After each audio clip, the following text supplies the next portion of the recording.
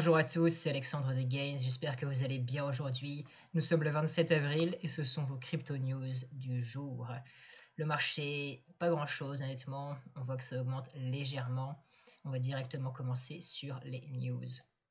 La première est sur un créateur de ASIC, ASIC en anglais, qui signifie Application Specific Integrated Circuit.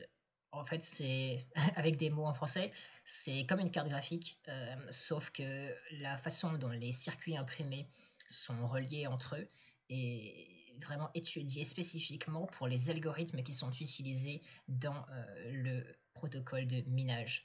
Et donc, ça permet d'avoir des cartes qui sont plus efficientes. Et donc, évidemment, si vous investissez gros dans le mining, c'est nécessaire d'avoir ce type d'appareil. Voilà, évidemment, ça coûte de l'argent. Et eBank, donc, qui est une entreprise chinoise, cherche à lever 100 millions de dollars lors d'une IPO, donc une introduction en bourse.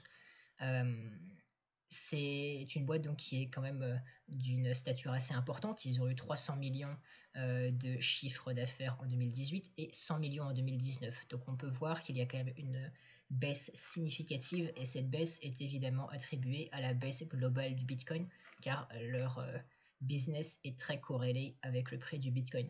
En effet, ils ont vendu à peu près 2 fois moins, ils ont vendu 400 000 ASIC donc en 2018 et seulement un peu moins de 300 000 en 2019, mais surtout à plus de 2 fois moins cher. Donc évidemment, voilà, le marché était très difficile pour eux. Et c'est aussi pour ça probablement qu'ils recherchent du capital pour continuer leurs opérations. C'est pas la première entreprise qui est comme ça, qui cherche à lever des fonds. L'un de leurs compétiteurs qui s'appelle Canaan, qui est aussi en Chine, a levé 90 millions l'année dernière. Cependant, leur prix a fait moins 53%. Donc voilà, divisé par 2, ce n'est donc pas un très bon investissement pour l'instant. Et il y a aussi un des gros acteurs du marché qui s'appelle Bitmain, qui voulait faire la même chose à Hong Kong, mais ils n'ont pas eu le feu vert des régulateurs, et donc peut-être qu'ils pensent également à faire une IPO aux États-Unis. Dans tous les cas, je ne pense pas que ce soit un très bon investissement, c'est assez risqué. Mais si vous vous y connaissez dans le marché du minage, peut-être. Dans tous les cas, c'est intéressant. Et si jamais il a réussi à lever 100 millions de dollars, ce sera une très bonne chose pour l'écosystème en général.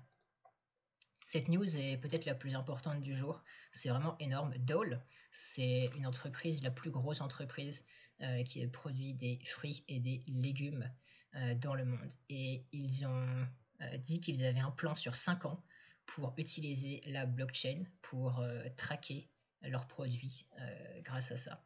Et ils ont déjà commencé avec les salades et des légumes frais. Et donc ça a l'air de plutôt bien marcher. Et ce qu'ils disent, et ce que j'ai trouvé vraiment énorme, c'est que la blockchain permet de réduire le temps pour traquer et faire suivre tout par où les aliments sont passés de semaines à quelques secondes seulement, ce qui est vraiment énorme en fait. Donc voilà, ça c'est super. Et donc c'est pas la seule entreprise évidemment qui produit des aliments, qui se lance dans la blockchain. Nestlé en a aussi parlé, Carrefour en France a déjà lancé des initiatives similaires. Donc on va sûrement voir d'autres entreprises qui vont faire de même et c'est très bien pour nous. Et donc voilà, Dole, c'est 4,4 milliards de chiffre d'affaires, donc c'est quand même pas une petite boîte. Rapidement, Cardano qui reçoit de très bonnes notes, voilà, d'une certaine agence de notation. Bon, pas grand-chose, Cardano c'est un projet qui semble assez solide. Ce que j'ai trouvé marrant, c'est ce commentaire sur Twitter qui dit que simplement il faut juste de meilleurs mèmes et qu'ensuite on va aller sur la lune. J'ai trouvé ça très vrai en fait. Voilà, si jamais il y a des projets en crypto qui écoutent, focusez-vous plutôt sur les mèmes que sur la tech. À mon avis, ça apportera beaucoup plus de bénéfices, ce qui peut être un peu triste, mais c'est comme ça que ça marche en crypto. Cardano, voilà, est 13e dans le classement global pour information. Ethereum, on en a parlé récemment et on va en reparler vu que les choses commencent à se préciser petit à petit pour Ethereum 2.0.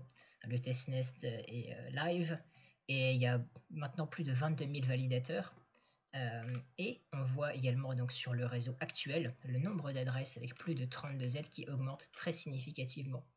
Et donc pourquoi 32 Ethers? Parce que ce sera le montant nécessaire minimum pour pouvoir devenir un validateur lors du changement au consensus Proof of Stake dans Ethereum 2.0. Et donc on peut voir qu'il y a à peu près un peu plus de 115 000 adresses Ethereum qui auront plus de 32 Ethers, ce qui n'est quand même pas rien, c'est un nombre assez important.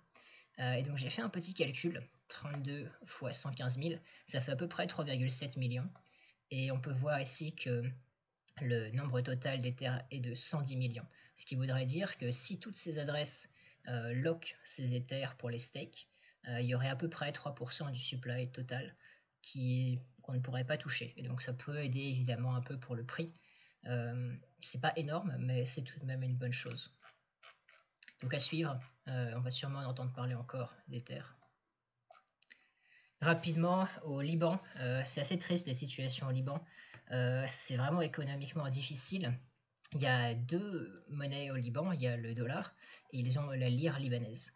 La lire libanaise est beaucoup moins à la confiance du peuple que le dollar, à tel point que les banques empêchaient certains particuliers de faire des retraits en dollars. En fait, les banques gardaient toutes les réserves de dollars parce que c'était vraiment ce qui avait de la valeur. Donc voilà, il y a une vraie perte de confiance dans la monnaie locale. Et donc forcément, quand il y a des pertes de confiance, on peut penser au Bitcoin qui va être une solution refuge.